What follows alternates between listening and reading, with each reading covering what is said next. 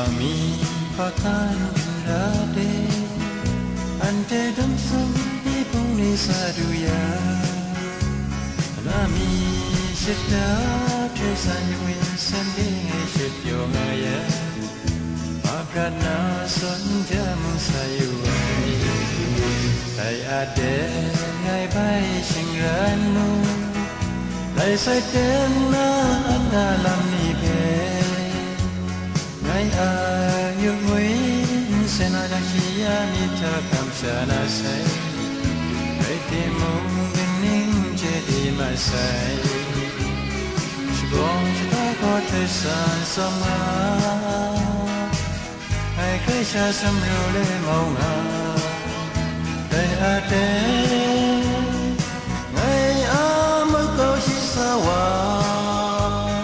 Shi ani man ka ni prisi ru le shi sun ai ko Ya ko mai bin ma sai Ma ka na so e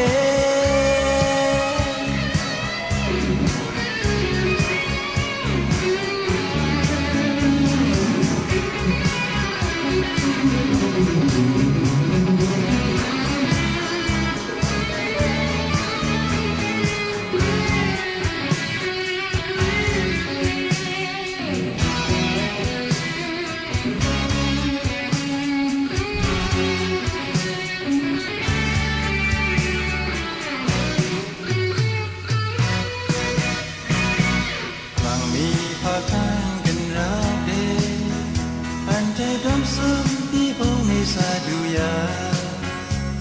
dan nami shita tresanya win sending ngai ship yongaya Makrana son jamung sayuai Tai ade ngai bai shingranmu Tai sai ten na an alam ni pe Ngai ayu win sena jakia ni ta kam shana sai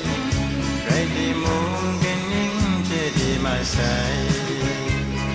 Shikong shita ko tresan som ai Ngai khai sha sam ru le mau nga Dai ate ngai a ma ko shi sa wa Shi ani man ka mi prisi ru le shi sun ai ko Ya ko mai Makrana so